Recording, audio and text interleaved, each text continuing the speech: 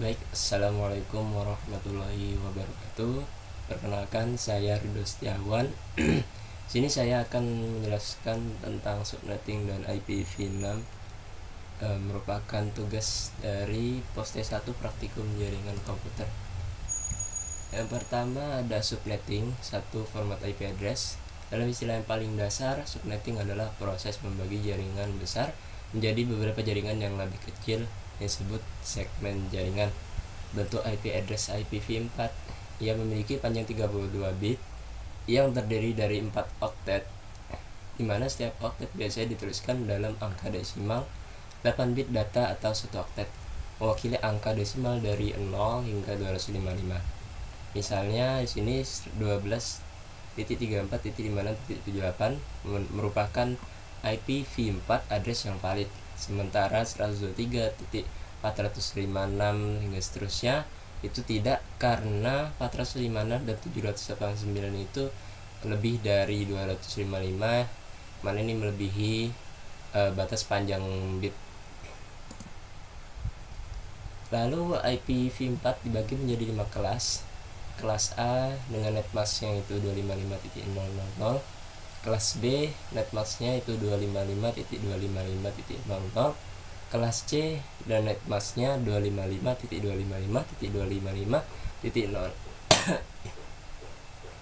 Kelas A, B, dan C dipublish untuk umum, sedangkan kelas D digunakan untuk pengalamatan multicast dan kelas E digunakan untuk pengalamatan research IETF.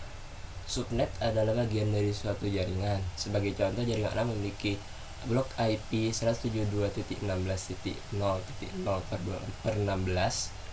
Itu artinya jaringan tersebut memiliki rentang IP address yang begitu besar, yakni dari 172.16.00 hingga 2.255.255 atau sekitar 65.536 IP address. Nah, dari memiliki satu jaringan yang besar, kita bisa membuat jaringan yang lebih kecil atau subnet dari jaringan tersebut. Misal 172.16.10/24. Jadi subnet 172.16.1/24 merupakan bagian dari jaringan A.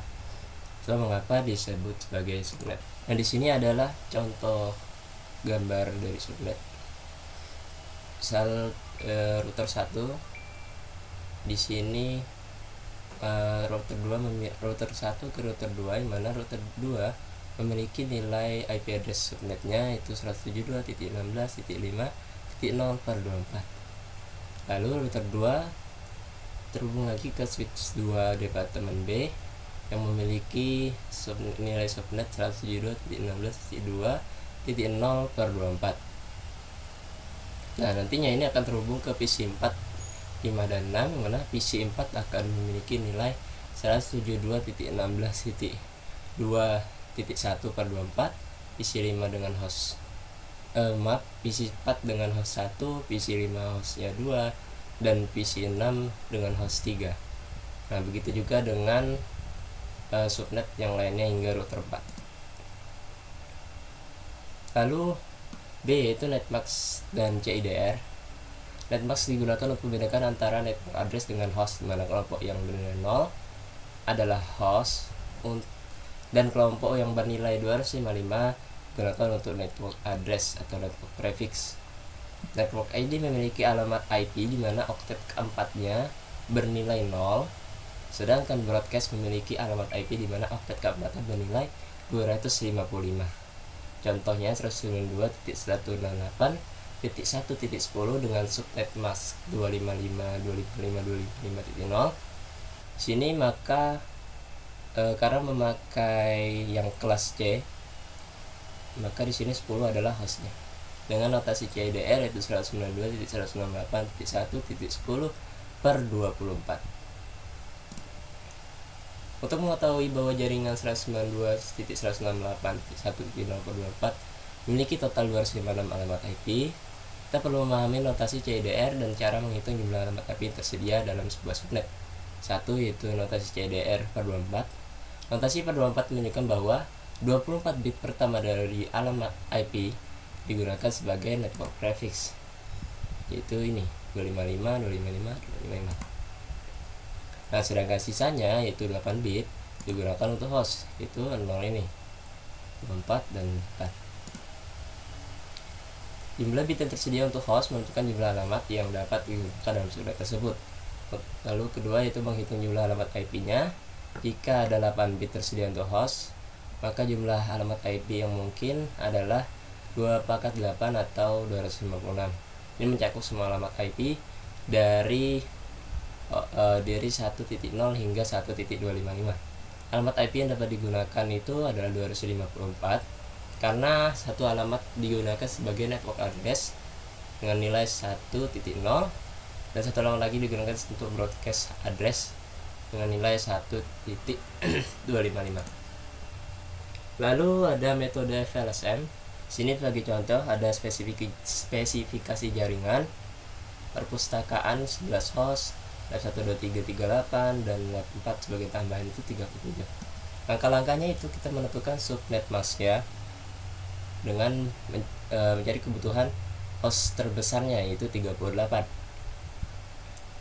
dengan rumus 2 pangkat Y dikurang 2 lebih besar atau sama dengan 38, maka kita dapatkan di sini Y-nya yaitu 6 dengan 6 yaitu sebagai bit hostnya, maka didapatkan subnet masknya per 26.